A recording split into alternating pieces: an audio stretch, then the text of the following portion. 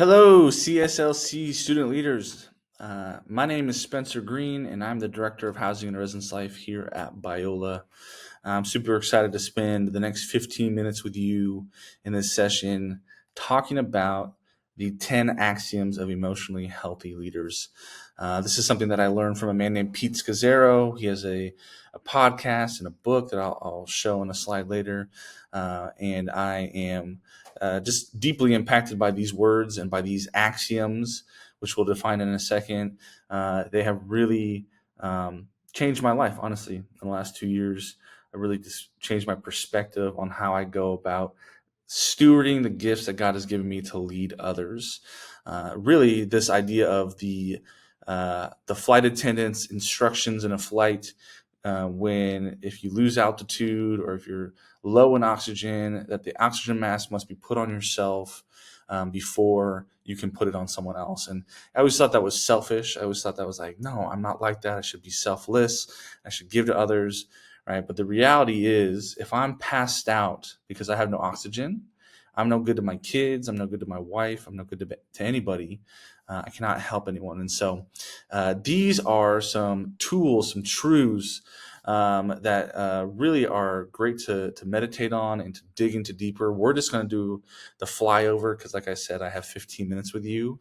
And I'm happy to share this PowerPoint with anybody. But please listen to the podcast if you would like to go deeper into these axioms. So, like me, I didn't know what an axiom was before I heard this podcast. So let's go ahead and define that. An axiom is a statement or a proposition which is regarded as being established, accepted, or self-evidently true. And what I appreciate about what Pete Scazzaro does is he ties scripture and he ties statistics and research to these axioms that he shares on what it takes to be an emotionally healthy leader. And so please, like I said, I'm going to go over the flyover, but please do your own research, read these scriptures that I share, listen to the podcast, read the book, and see if it doesn't resonate with you that these are actually established and self-evidently true statements. That's Pete Scazzaro. That's the name of the podcast, Emotionally Healthy Leader Podcast. That's a book that he's read. He has a whole emotionally healthy series about spirituality, about leadership, about families, a lot of other topics. So I highly recommend his work. So without further ado, let's jump into the first axiom. It is not possible to be spiritually mature while remaining emotionally immature.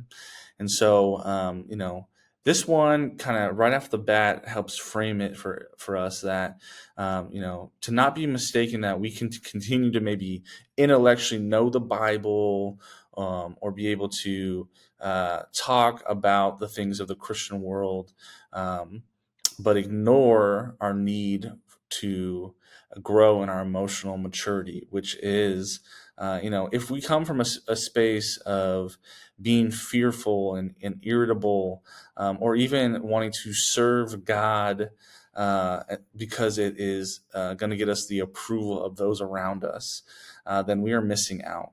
But we are really supposed to be stewarding and serving out of, this First Corinthians chapter 13, the love chapter kind of way.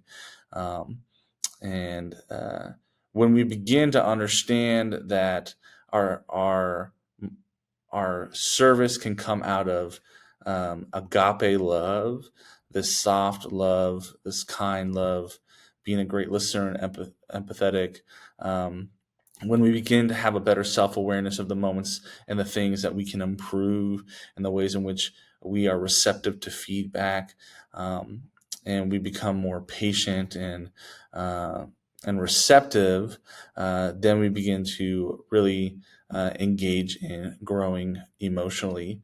And that then allows us to grow spiritually. But if we stay at a certain level emotionally, that is the cap in which we can be spiritually mature.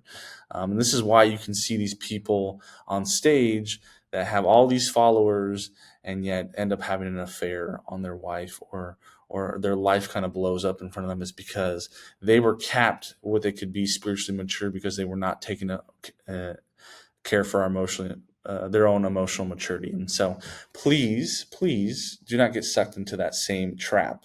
But but do what it takes to grow emotionally. And so here, let's go into the second axiom, because this will start to give you some more ideas and directions about that.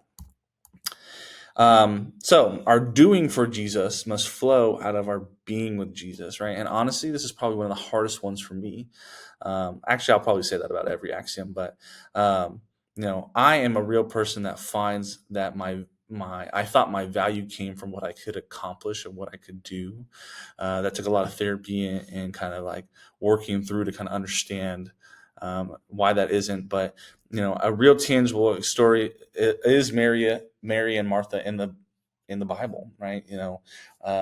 Mary, when Jesus comes, takes the opportunity to sit at his feet and listen to him and be with him. And Martha, like many of us, is going around trying to prepare the house and trying to prepare things, and is a busybody all around.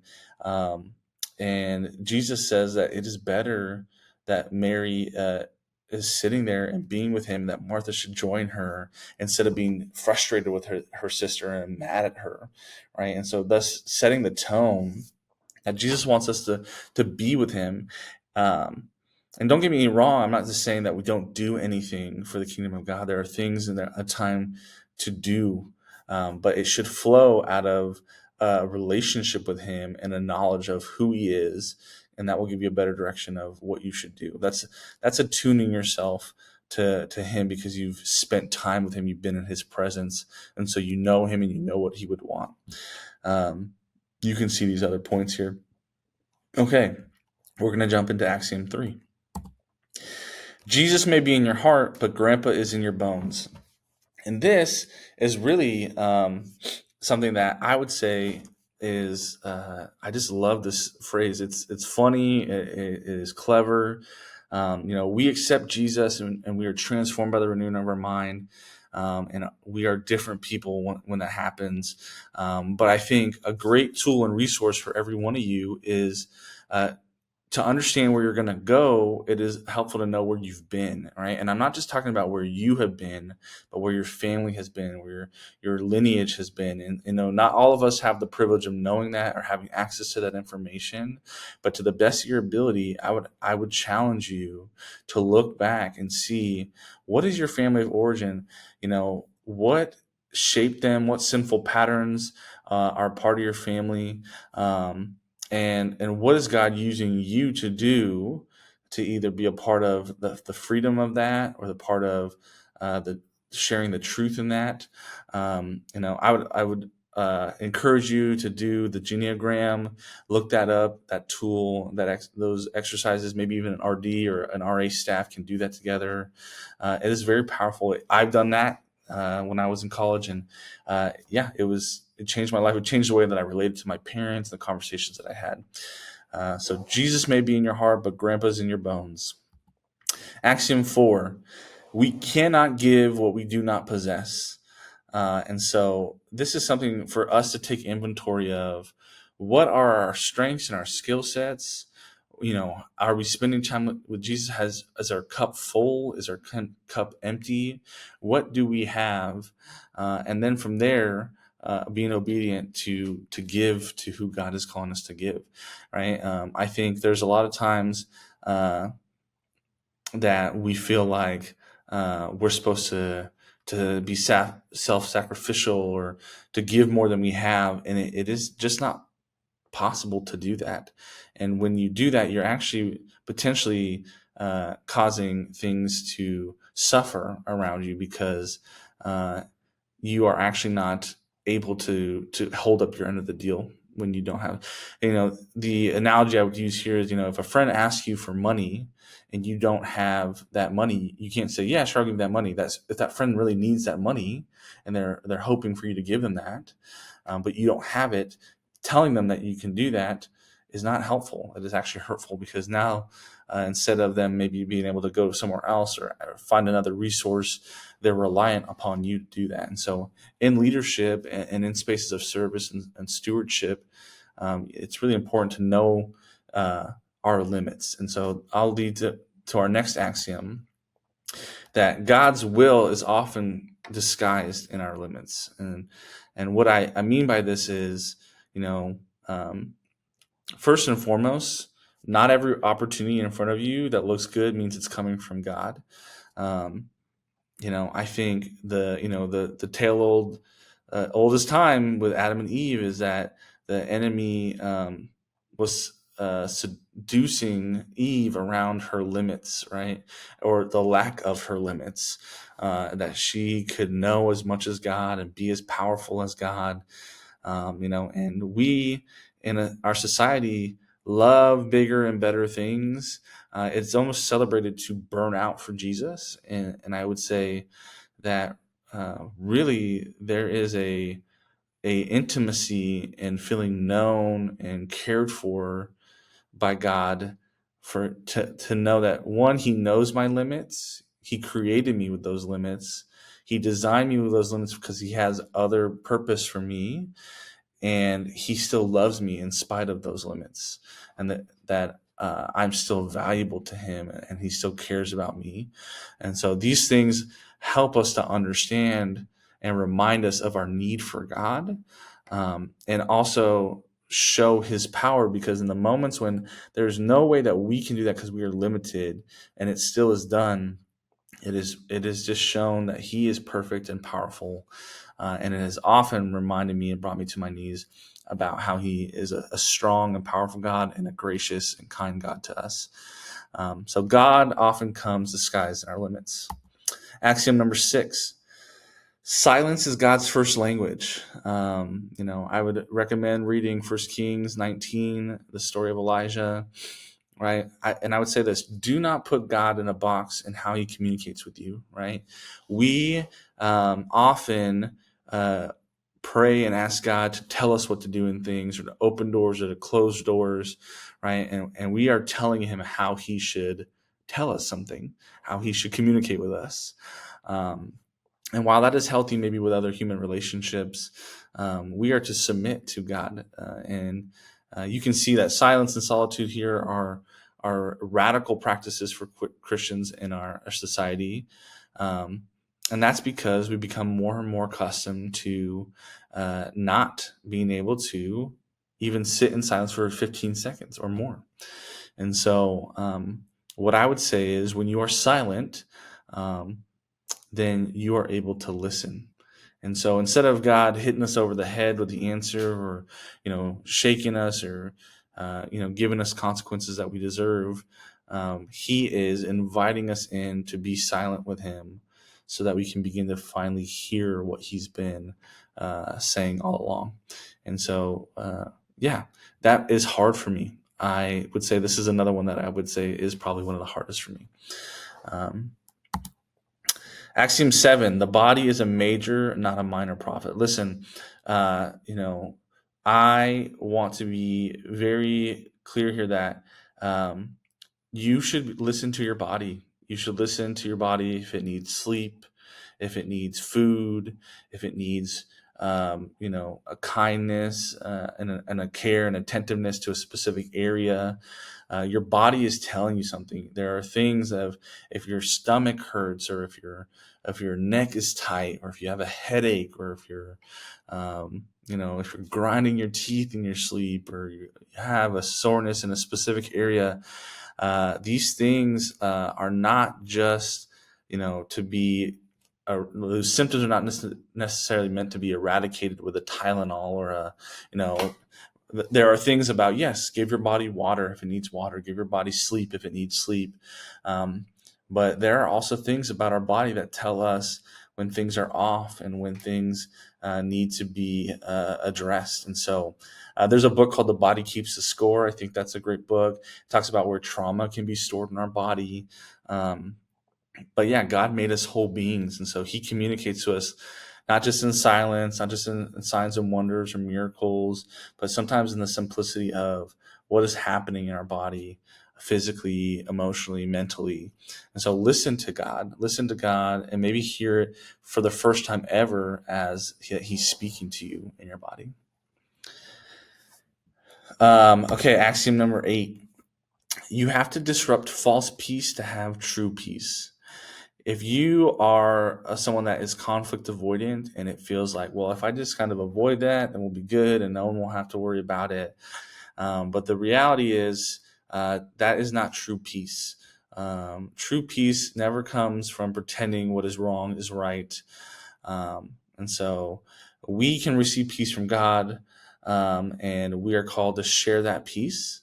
And so, yeah, I would say look at Jesus' ministry. He is the ultimate example of peacemaking. It is not easy to just give a bullet point of how to do this. There are things in your life that if you feel that it is not truly right and reconciled between you and that person, or you and that organization, or you and name it, the church, the whatever. Um, I would say disrupt that false peace to get to true peace. Have the courage and the bravery to share what is really going on and what is really being processed, obviously in a space that is safe to you, to pursue that true peace, which is being known and knowing others, and loving in spite of the differences or the frustrating things. We could spend all day here, but just know this: in order to have true peace, it's going to take an action of disrupting the false peace, and that is difficult. Axiom 9: we lead out of our marriages and our singleness as living signs and wonders for Jesus. And so I understand my demographic here, and I would say this: the church hasn't done a great job of acknowledging and celebrating what singleness is actually in the Bible. Really, the goal seems to be kind of cranking out marriages here in Christian colleges. Ring by Spring, shout out. I am married. I love my wife. I love my family, and I'm thankful for that. I think that I mourn and grieve not appreciating and understanding what God was doing in my life in my singleness as a college student, even at postgraduate life. And I would say that either your marriage or your singleness is an opportunity to show those around you in testimony and in your living example of the signs and wonders of what Jesus can do for us. So our first calling is to Jesus, and our second is to our vocation of either being married and our singleness. There are two types of single vocation: single for life, and single as in not married yet. And so those are two to differentiate for yourself and between you and the Lord. Um, Marriage and singleness are meant to be invested in, as it is a way God uses uh, it to express himself through the ways in which he brings families together, and the ways in which he is faithful to the individual, and the ways that he shows up in the spaces of what we have great need for. It is not just for us, uh, our marriage or our singleness, but it is to be able to support and encourage others around us. And so just remember that. I think that is a space that we are very selfish about. Like, either I want my own freedom and I want my own life, and so I'm single and I'm just appreciating that, or I want a marriage to feel safety or comfort. But those are actually not the goals of those things. Lastly, we have Axiom 10. Over-functioning is doing for others what they can and should do for themselves.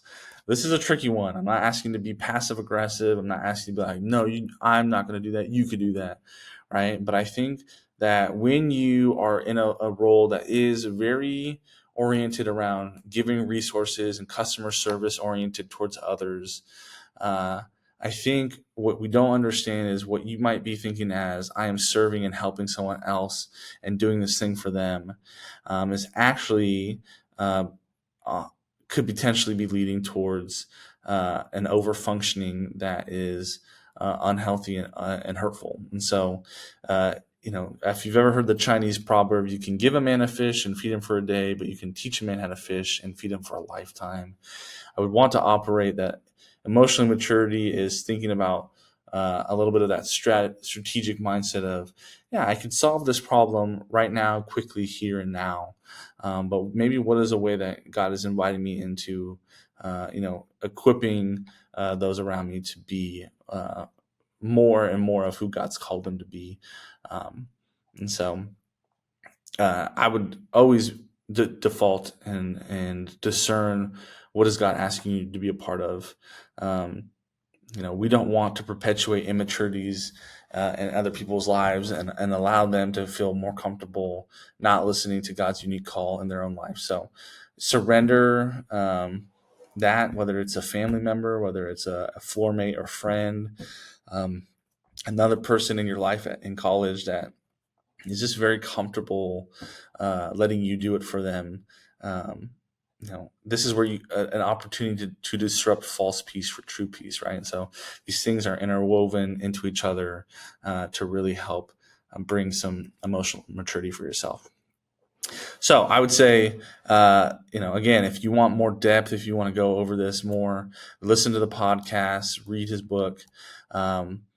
There is an assessment if you go to this website, and you can see kind of where you're at emotionally and your health. It's a little a survey for you to take to kind of see where you're at in your emotional maturity, and I think it's very interesting to kind of see where we might fall on that. But I appreciate your time, and I'm happy to follow up with anybody if you want to have a conversation about this. And dive into these resources. This is a great topic, and I hope you have a great rest of your conference. Thanks so much, guys. I hope you have a great rest of your day.